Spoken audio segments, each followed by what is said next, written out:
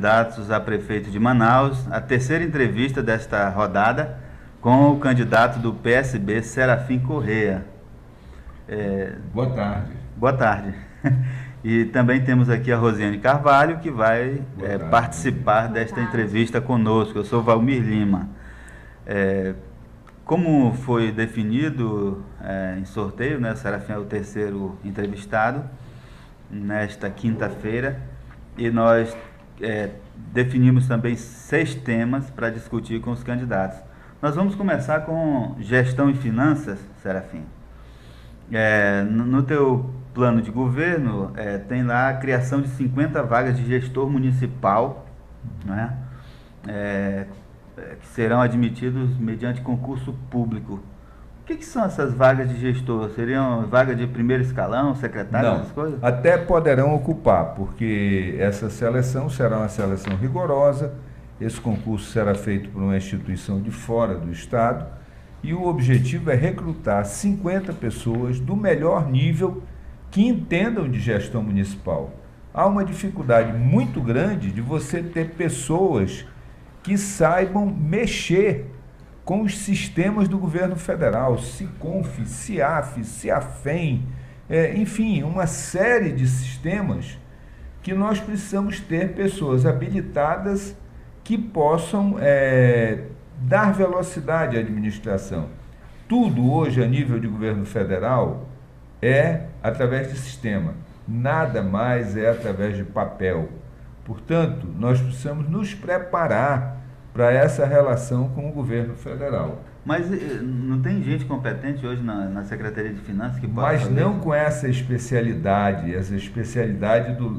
tem até do lado da receita, mas do lado da despesa tem em mínimas quantidades, e só na Secretaria de Finanças. Mas nós precisamos ter isso em todas as secretarias para podermos agilizar a captação de recursos perante o governo federal, as prestações de contas. Enfim, nós temos que ter uma relação de altíssimo nível com o governo federal, porque você não vai conseguir um único tostão se você não tiver projeto. E essa é uma falha enorme do município de Manaus, nunca ter projeto. Nós perdemos 200 milhões de reais para o BRT, que simplesmente nós não tínhamos projeto. Candidato, no seu projeto de governo, aí há medidas que o senhor propõe, né, caso seja eleito, para aumentar, para melhorar 2 questões que são muito polêmicas a várias administrações em Manaus. Na sua também havia algumas dificuldades em relação à transparência, né, com os gastos públicos, e em relação a essa relação com o poder municipal, com o legislativo, né? Quais são as suas propostas? Bem, a minha proposta é o seguinte, que tudo vá para a internet. Quer dizer, não tem que ter dificuldades. Com todas as limitações que nós tivemos à época, todas as nossas informações estavam disponíveis na internet. A planilha de transporte coletivo, o Ministério Público mandou um ofício. Aí eu digo, por favor, senhora, está disponível na internet, mas se não tem internet no Ministério Público, eu vou imprimir e mandar por ofício de papel. Então, quando está tudo na internet, quando está tudo transparente, fica bem mais fácil. Lamentavelmente, Manaus está atrasada, embora tenha um parque tecnológico muito bom, tenha equipamentos, ela não disponibiliza dados que a sociedade precisava saber.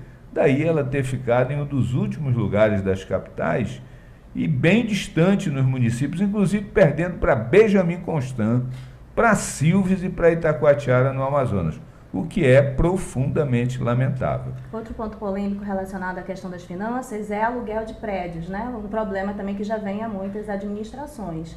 E aí inclui o ex-prefeito também, Serafim Corrêa. Qual é a sua proposta para finalizar com essa questão de aluguéis de prédios? É possível acabar com essa política no nosso município? Olha só, a Prefeitura de Manaus aluga quando ela não tem. Agora, progressivamente, você tem que ir resolvendo isso. Nós construímos 15 escolas. Com essas 15 escolas, nós desalugamos muitos prédios que precariamente sediavam escolas. Agora é preciso construir. Depois que nós saímos, pouquíssimas escolas foram construídas nesses últimos 8 anos. E nos últimos 4 anos, nenhuma única escola foi construída. Então nós precisamos mudar essa política.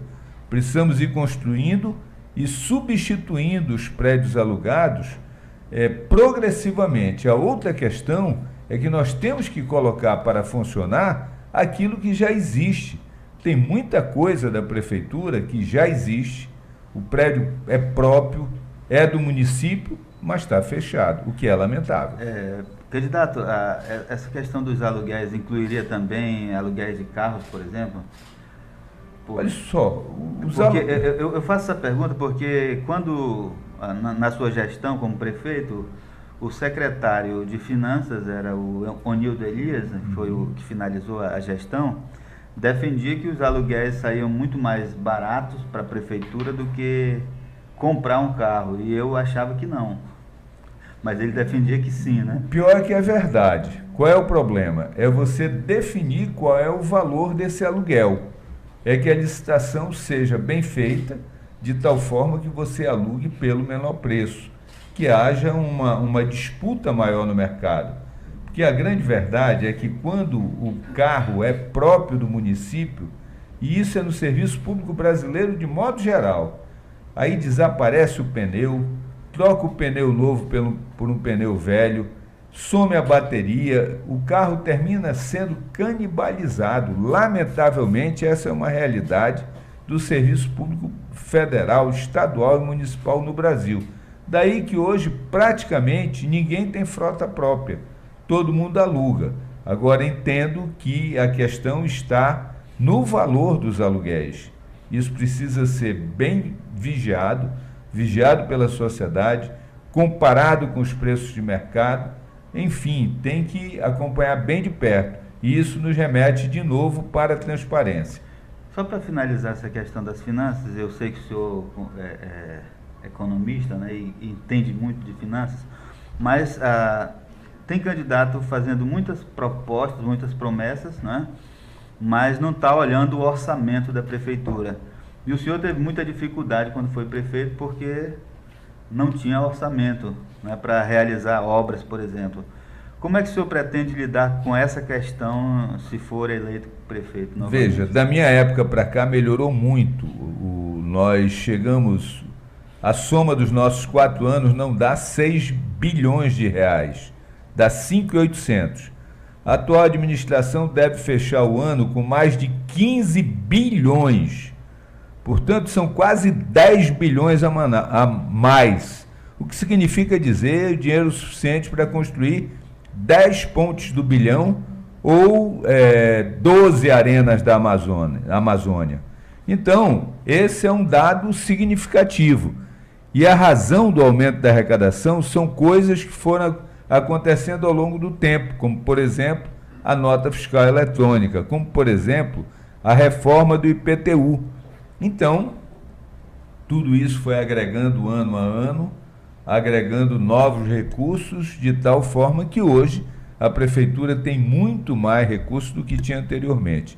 Agora, devo dizer também, por amor à verdade, que o município ainda assim tem menos recursos do que são as demandas que ele tem todos os dias, no dia a dia. A estratégia qual é? Primeiro, você melhorar os mecanismos de fiscalização, e você melhora esses mecanismos com transparência. Segundo, você melhorar a captação. Terceiro, você encarar uma questão fundamental. Há 25 anos, a Constituição da República e uma lei complementar manda que o ICMS seja dividido proporcionalmente ao valor adicionado. E a última apuração feita é de 1990. Quem está perdendo com isso nesse período todo é Manaus. No meu período teve uma coisa absurda, que o município de Quari entrou com uma ação e pleiteava o seguinte: olha, eu quero que sejam revistos os índices, porque na hora que o índice for revisto, o meu vai melhorar. E Quari tinha razão, só que melhorou, mas aí tinha que redividir tudo. E, inclusive, não subia só o de Quari, subia Quari e Manaus. Aí o que o governador de então fez? O hoje senador Eduardo Braga. Ele mandou tirar de Manaus. E nós brigamos, só conseguimos reverter isso no STJ no dia 8 de dezembro, 10 de dezembro, quando estávamos no final do ano, no final da minha administração. Com isso, a preços de hoje, a Prefeitura de Manaus perdeu algo em torno de 400 a 500 milhões de reais, que foram para Quari, e depois nós entendemos tudo aquilo que tinha acontecido com a Operação Vorax, que colocou a nu o que acontecia, o que estava por trás disso tudo. Candidato, em relação à mobilidade urbana, o senhor está propondo aqui no seu plano de governo um projeto global para definir novas vias, corredores, obras de artes e complementares que melhoram a mobilidade, né? Nós não estamos vendo aqui no seu projeto de governo um modal, né, para o transporte público.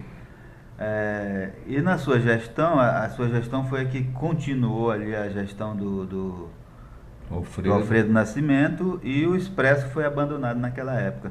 Não é o BRT? Qual é o modal que o senhor... Não, vamos por etapas. Vocês são mais novos, não lembram disso, mas há 40 anos atrás, mais de 40 anos atrás, Frank Abraim Lima foi prefeito de Manaus, e ele fez o PDLI, Plano de Desenvolvimento Local Integrado, que disse o seguinte: olha, Manaus tem que crescer para cá, Manaus tem que ter essas vias e tudo mais. Isso possibilitou que dois prefeitos na sequência, Jorge Teixeira e Zé Fernandes, fizessem vias que sem elas hoje você não andaria em Manaus. A Djalma Batista, o Teixeira fez, e a Avenida Brasil, o Zé Fernandes fez. O que eu estou defendendo é que a gente tem um plano para a gente saber o que precisa ser feito. Quanto ao modal, a minha opção é pelo BRT. O BRT deve ser o modal a ser implantado. O Expresso, o que aconteceu com o Expresso? Quando eu cheguei à prefeitura, o Expresso já tinha sido abandonado pelo Carijó. E por que foi abandonado? Porque o Expresso, na verdade, ele não tinha sido feito nas condições que precisava ser feito. Aqueles ônibus articulados pesam muito.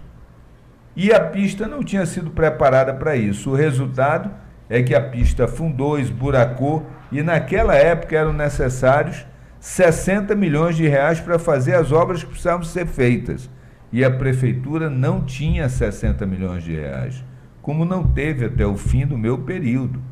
Depois disso, a arrecadação cresceu bastante e seria possível ter feito o que precisava ser feito. Agora entendo que o nosso caminho é o BRT, e nós precisamos ter um projeto muito claro, apresentar esse projeto à Caixa Econômica, BNDES, CAF, BID, BIRD, e ver de onde sairão os recursos e avançar, com a clareza de que você não vai fazer o BRT no primeiro ano de governo.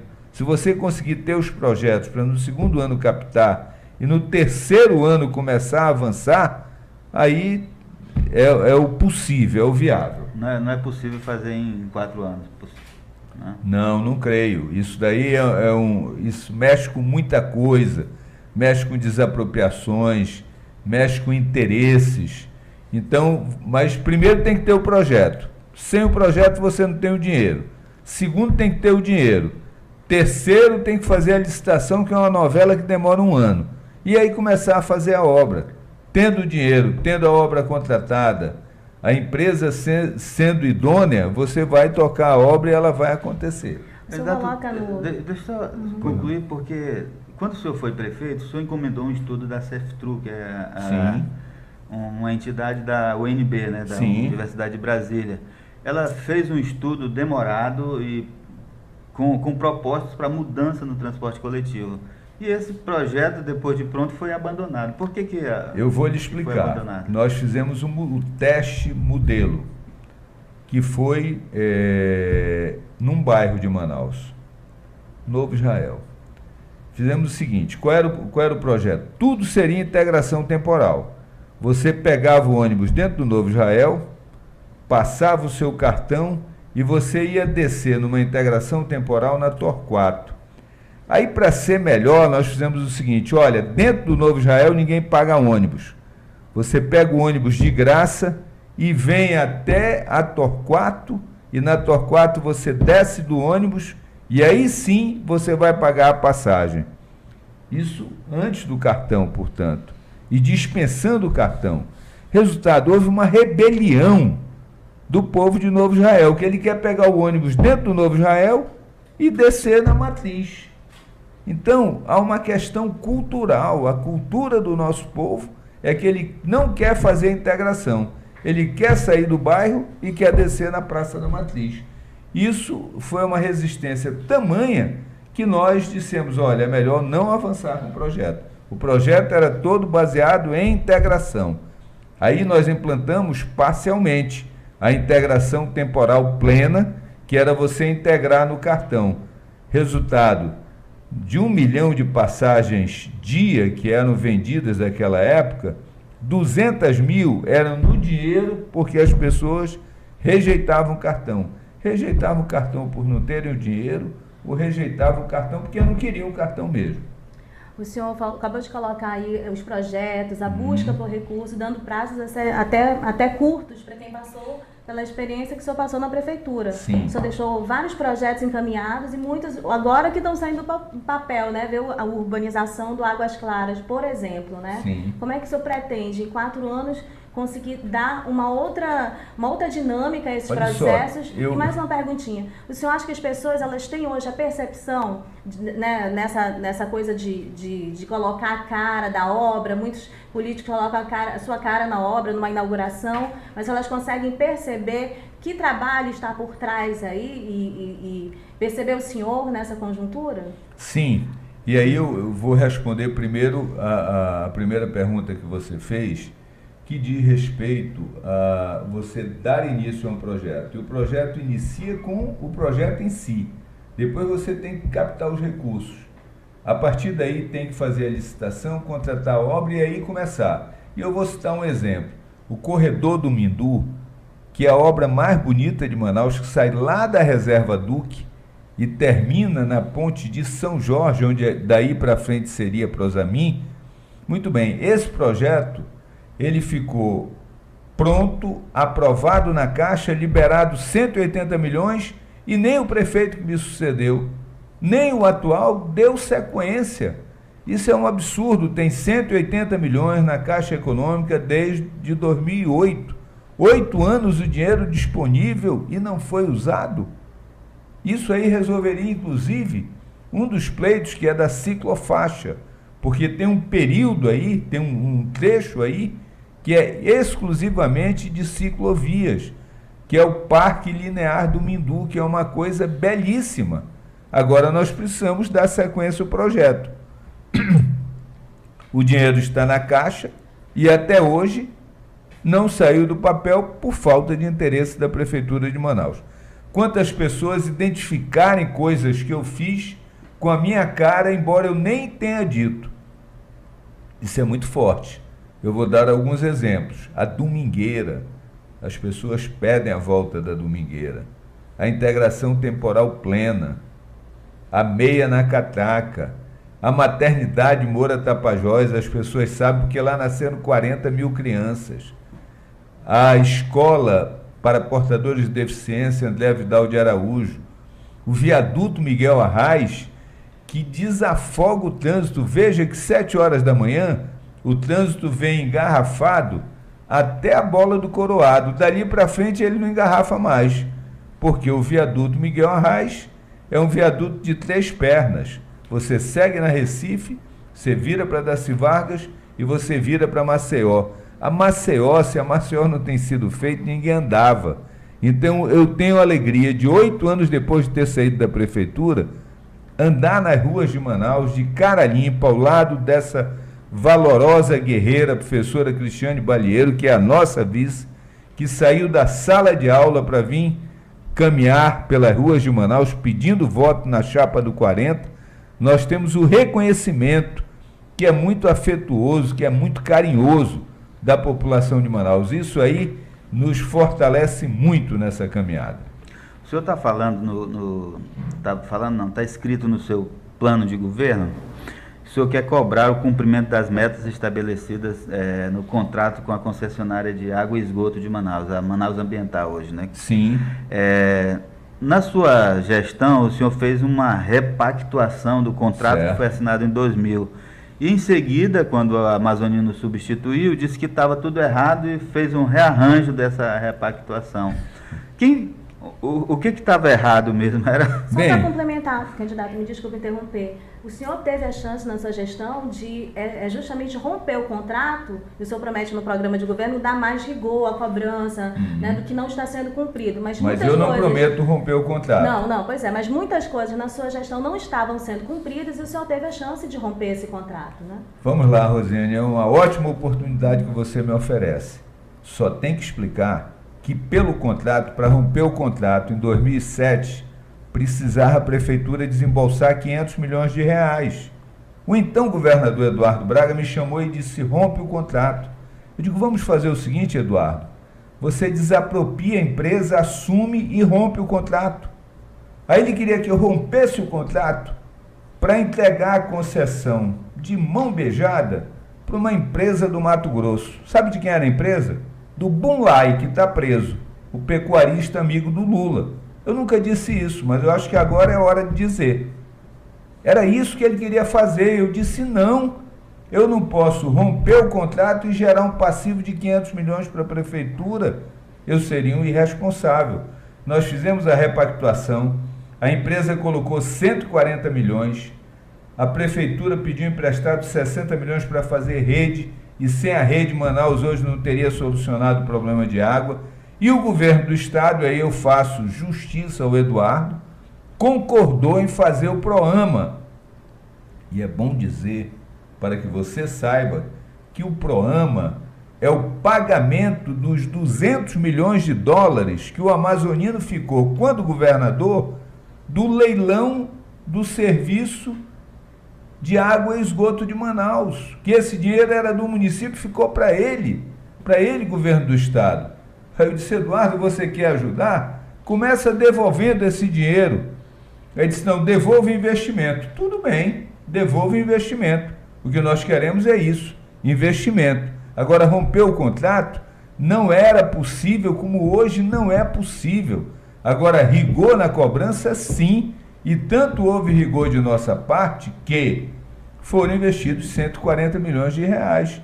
A Ponta do Ismael passou a produzir 2 metros cúbicos de água por segundo. Isso aumentou em milhões de litros de água a produção diária. Agora, vamos ver o que o Amazonino fez. A mudança que ele fez foi aumentar o prazo da concessão. Eu não aumentei o prazo da concessão. Ele aumentou o preço do esgoto de 80% para 100%. Ele só deu mais benesses à empresa. Eu não dei nenhuma benesse, ao contrário. Eu obriguei a empresa a colocar dinheiro na concessão, investimento em favor do povo. E é bom registrar que a repactuação que eu assinei, 9 anos depois, 10 anos depois, não teve uma única ação popular, não teve uma única ação do Ministério Público. Nunca ninguém questionou isso. O que é que houve? Houve um discurso político, isso daí é natural, respeito. Mas na prática, o povo de Manaus sabe que o primeiro prefeito a enfrentar a questão da água foi o Serafim Correia. Antes de mim, nenhum enfrentou. Então não adianta hoje neguinho chegar na televisão posando de bom moço e dizendo que ele resolveu o problema da água, porque não resolveu. Quem encarou o problema fui eu, e o problema foi resolvido a várias mãos.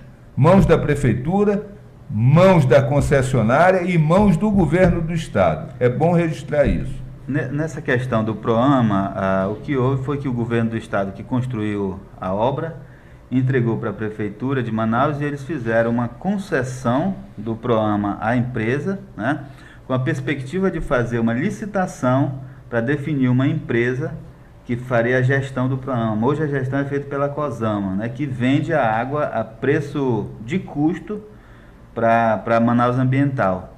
Essa empresa ela teria que vender a água, mas começar a pagar o empréstimo que foi feito para a construção do PROAMA ao governo do estado. Veja, mas olha só, essa licitação até hoje não saiu. Como é que o senhor vai lidar com essa questão da... Mas olha só, essa é uma questão que diz respeito ao governo do Estado. Eu não posso responder pelo governo do Estado, mas eu tenho que dar uma informação. Todos os investimentos feitos no sistema de abastecimento de água pela concessionária, ao final da concessão, voltam para... Eles são propriedade do município, eles não são propriedade da concessionária. Então, tudo aquilo que foi feito na Ponta do Ismael, aquilo ao final da concessão pertence ao município. Portanto, ela é detentora apenas da concessão para prestar o serviço.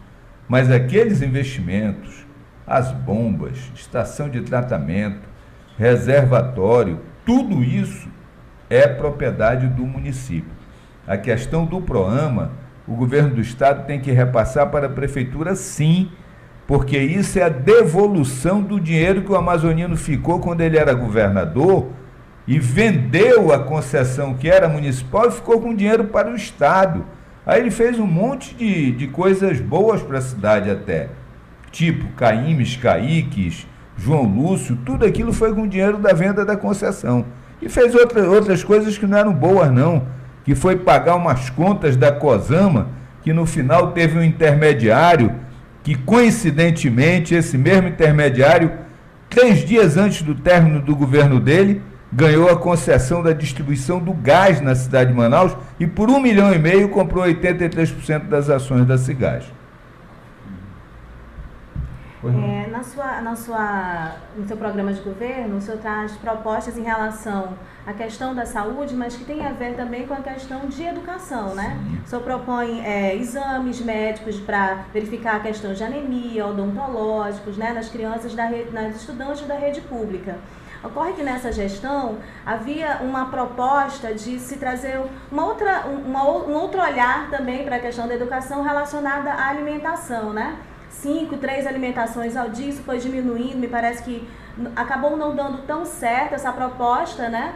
Em algum momento o secretário que substituiu o primeiro secretário, que é o deputado federal Paulderney, né? O outro secretário, Humberto Michili, disse, olha, isso aqui estava se investindo mais na alimentação do que em educação.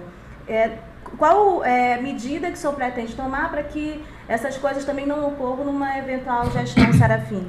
Muito bem, as nossas propostas, elas são simples e objetivas.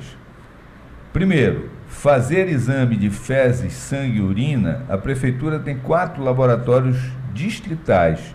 2 eu fiz, 2 o amazonino fez. Então você já tem, isso daí, o custo disso vai ser mínimo, porque o custo desses exames é mínimo e você vai incluir 220 mil crianças. Para você ter uma ideia, eu reuni outro dia, eu e a professora Cristiane, uma reunião organizada por ela, e tinha uma professora de educação física, e ela nos revelou o seguinte: ela cuida de 392 crianças. Dessas, apenas 12 estavam com peso normal. As outras 380 ou estavam abaixo do peso ou estavam obesas. Agora o pior, sabe o que elas comiam na merenda? Nescau e bolacha Maria. Ou seja, pela escola. Ou seja, o diabético, a criança diabética, vai ter um futuro triste. Ela não pode comer Nescau e nem bolacha Maria, porque aquilo é um veneno para ela. Aí os outros 2 programas, ensinar a criança a escovar o dente, fazer aplicação de flúor, acompanhar a evolução da dentição. Isso será a própria rede municipal a fazer. E por último, a questão da visão. Muitas crianças não aprendem porque elas não conseguem enxergar. A prefeitura tem que fazer o exame de vista e dar o óculos se for preciso, para incluir essa criança. Agora, o que aconteceu na merenda foi um equívoco da Prefeitura de Manaus, que a merenda escolar é um programa, é Programa Nacional de Alimentação Escolar. E você sabe quanto é que transferiam na minha época para a merenda por cada aluno dia? 18 centavos. E a prefeitura tinha que se virar nos 30 para dar o jeito do resto da merenda. Mas a nossa merenda era muito melhor do que é hoje. O que aconteceu na atual administração? É que eles entenderam que eles podiam pegar dinheiro do Fundeb para aplicar em merenda. Resultado, aplicaram no primeiro ano Aí o FNDE veio e disse, olha, não pode usar o dinheiro do Fundeb em merenda. Portanto, tira do teu caixa e passa dinheiro para o Fundeb, para a conta do Fundeb. Isso gerou um problema de 60 milhões de reais. Essa é a realidade que ninguém fala. Eu estou tendo a oportunidade de dizer aqui, estou falando. Candidato, o senhor traz também no seu programa de governo uma proposta que deve gerar muita polêmica, né? O senhor acha que colocar chip na farda dos alunos pode diminuir a evasão escolar? Essa seria a forma mais barata e racional de você registrar a presença. Você evitaria que o professor tivesse que fazer a chamada. E aí você já ganharia um bom tempo para que o professor se dedicasse à atividade pedagógica, ao invés de estar repetindo todo dia o nome dos alunos. Nós entendemos que esse é um caminho. Depois você criaria a regra. O aluno tem que entrar com a farda e a prefeitura tem que dar a farda. E isso está atrelado a uma outra coisa, que é o pai do aluno, responsável pelo aluno, a mãe do aluno, receber no seu telefone celular, via SMS ou via WhatsApp, a informação da frequência, a informação das notas, as informações que dizem respeito à vida do aluno. Okay. Esse é um caminho do qual não somos nós apenas, o mundo não pode fugir. Nós caminhamos para a tecnologia de ponta e isso é o futuro, isso é agora. Candidato, nós não somos muito rígidos em relação ao horário, mas também não podemos extrapolar demais. Nosso tempo acabou, né? A gente agradece, até passou um pouquinho dos 30 minutos combinados, mas a gente ainda tem 1 minuto para o senhor fazer as considerações finais. Valmir, eu agradeço e até eu achei graça, Rosiane, me desculpe, mas eu vou explicar a razão de eu ter achado graça. É que o meu tempo na televisão são 43 segundos. Então, quando eu tenho a oportunidade de 30 minutos, portanto, 1.800 segundos, aí eu vou em frente. Eu quero agradecer a você, Valmir, a você, Rosiane, parabenizar o portal Amazonas Atual pela iniciativa democrática, chamando todos os candidatos, discutindo com eles programa de governo. É isso que o povo quer saber. O povo não quer saber de nada além disso. Ele quer saber o seguinte, olha, com o dinheiro que a prefeitura tem, o que você vai fazer? E no altar da consciência de cada um, no dia 2 de outubro, ele vai decidir quem ele quer para administrar Manaus nos próximos 4 anos. E eu estou aqui, humildemente, colocando as minhas ideias e dizer que eu e a professora Cristiane Balieiro e mais 62 candidatos a vereador pelo PSB, pedimos o seu voto, o voto no 40, o voto consciente, tranquilo, sereno, de quem está há 30 anos na vida pública e que tem a tranquilidade de vir aqui e pedir o seu voto, como disse, no 40. Muito obrigado, tenham todos uma boa tarde. Obrigado a vocês também. Ok, encerramos nossa entrevista. E amanhã teremos o candidato Issa Abraão.